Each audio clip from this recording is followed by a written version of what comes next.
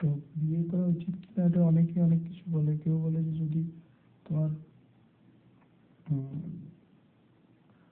খাওয়ার পড়ার যদি সোসাইটিতে অনেকে বলে যে করো না, বিয়ে বিয়ে করলে অনেক তোমার টাকা প্রয়োজন, অনেক টাকা না থাকলে তোমার বিয়ে করা উচিত নয়।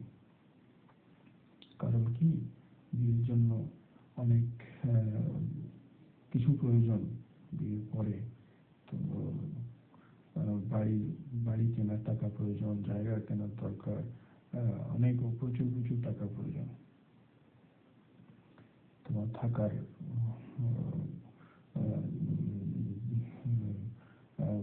দামি দামি জামা কাপড় কিনতে হবে, বউয়ের প্রচুর ডিমান্ড পূরণ করতে হবে। এগুলো তুমি পারবে না, তুমি বিয়ে করো না। তো এগুলো একটা সামাজিক কি বলবো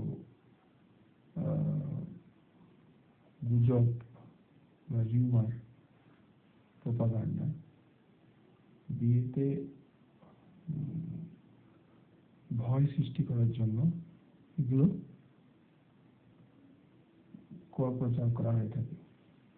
এর কোনো ভিত্তি নেই। মিডিয়াতেও এর ব্যাপক প্রচার হয় যে একটা হাওয়া তৈরি করে রাখা হয় যে বিয়ে খুব কঠিন ব্যাপার, বিয়ে করার জন্য অনেক প্রচুর থাকতে হয়, প্রচুর তার টাকা পয়সা থাকতে হয়, প্রচুর ক্ষমতা থাকতে হয়, প্রচুর তার প্রভাব প্রতিপত্তি, লোক বল এইসব থাকতে হয়। এগুলো সমস্ত মিডিয়াতে প্রচার করা হয়।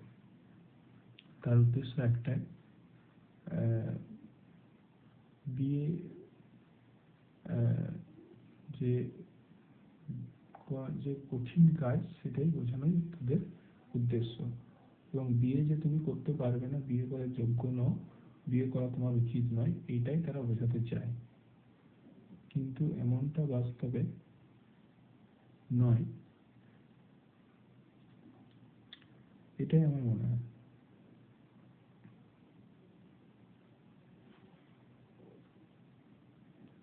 বা বিশেষজ্ঞদের কথা অনুযায়ী, কেবল আমার না, বিশেষজ্ঞরাও ঠিক এই কথাটাই বলছে যেটা আমি বললাম। এটা আমার কথা না, এটা বিশেষজ্ঞদের কথা, যেটা আমার গ্রহণযোগ্য বলে মনে হয়েছে। তাই আমি আমার সুবিধার্থে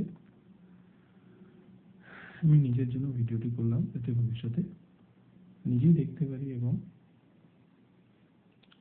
মনে রাখতে পারি, মনে করতে পারি বা রিমাইন্ড করতে পারি, বা নিজের কমিউনিকেশন স্কিলকে বাড়ানোর জন্য আমি ভিডিওটি বানাচ্ছি। আমার উদ্দেশ্য এটাই। আমাদের আর যদি আপনি দেখে থাকেন ভিডিওটি, তাহলে আপনাকে অনেক ধন্যবাদ।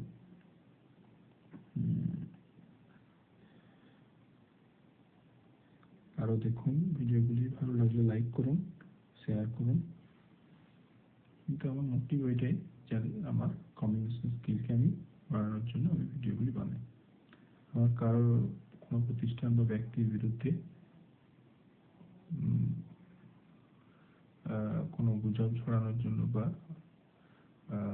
কোনো অসৎ উদ্দেশ্য ভিডিও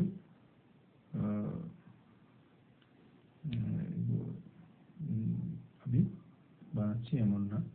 আমি সকল ব্যক্তি বা প্রতিষ্ঠানের প্রতি শ্রদ্ধাশীল এবং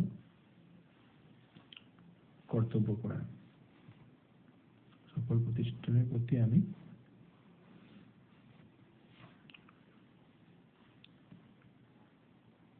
অনুগত।